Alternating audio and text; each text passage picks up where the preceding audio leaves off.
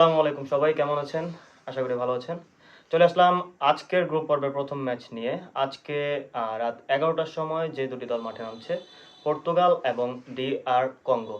Portugal European continent থেকে বিশ্বকাপ qualification খেলার মাধ্যমে বিশ্বকাপ কোয়ালিফাই করেছে এবং DR কঙ্গো আফ্রিকা কন্টিনেন্ট থেকে বিশ্বকাপ কোয়ালিফিকেশন খেলার মাধ্যমে বিশ্বকাপে নিজেদের অবস্থান নিয়েছে। যাই হোক, খাতা কলমে হয়তো পর্তুগাল এবং DR কঙ্গোর মধ্যে বিশাল ব্যবধান দেখতে পারবেন আপনারা। পর্তুগালের লাইন আপে 11 জন থেকে শুরু করে সাবস্টিটিউটে যে কয়জন প্লেয়ার আছে তাদের মধ্যে বেশিরভাগ প্লেয়ারই ইউরোপিয়ান যে কোনো বড় বড় ক্লাবে খেলে থাকে। অপরদিকে যদি DR কঙ্গোর কথা বলি, আপনি যদি তাদের লাইন আপ দেখেন, আমার জানা মতে তাদের লাইন আপে এমন কোনো প্লেয়ার নেই যারা ইউরোপিয়ান বড় কোনো ক্লাবের হয়ে খেলে থাকে। যাই হোক, র্যাঙ্কিংয়ের ফিফা র্যাঙ্কিংয়ের কথা যদি বলি, DR কঙ্গো ফিফা র্যাঙ্কিং হচ্ছে 46, যেটা মোটামুটি ভালো।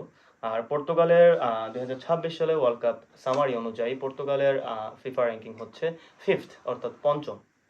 আর DR কঙ্গোর পপুলেশন নিয়ে যদি আমি কিছু বলি, DR কঙ্গোর পপুলেশন হচ্ছে 1,24,00,000।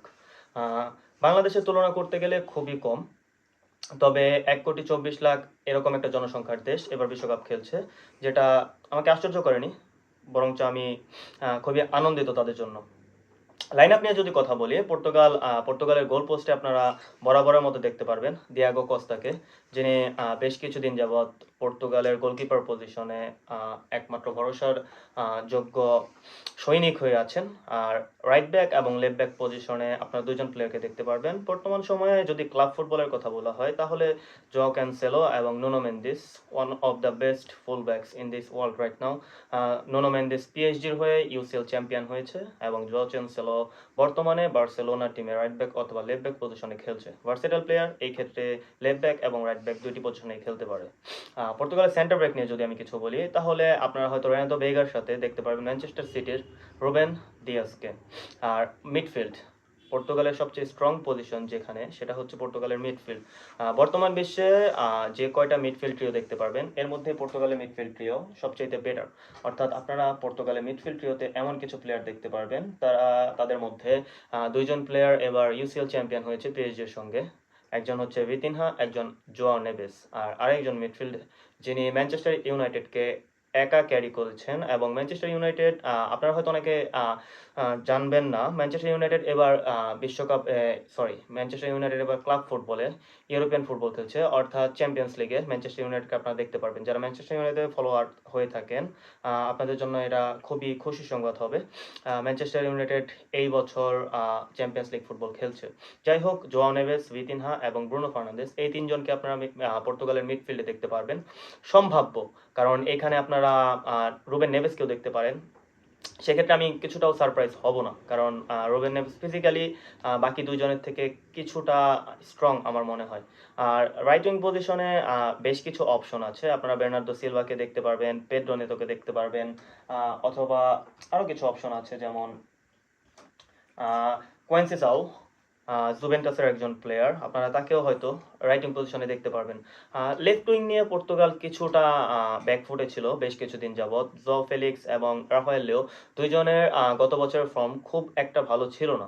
রাফায়েল লিও পর্তুগাল টিমে খুব ভালো করেছিল। যদি আমি বিগত 5-6 বছরের কথা বলি, তাহলে পর্তুগালের ভরসার কেন্দ্রবিন্দুতে ছিল রাফায়েল লিও, কিন্তু লাস্ট সিজনটা রাফায়েল লিওর খুব একটা ভালো যায়নি।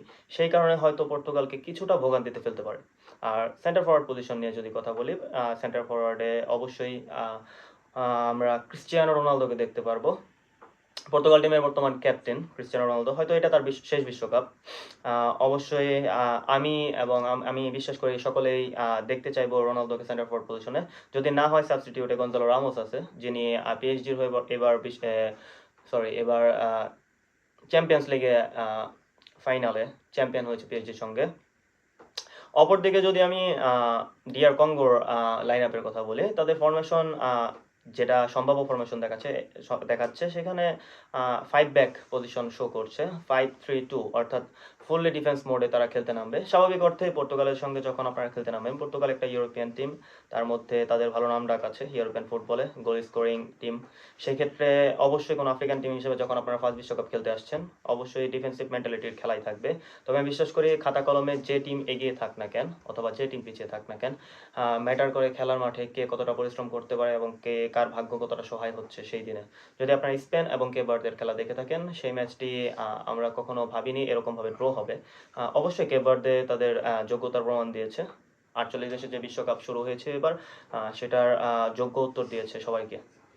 যাই হোক, খেলাটি দেখবেন সবাই আজকে রাত 11টার সময়।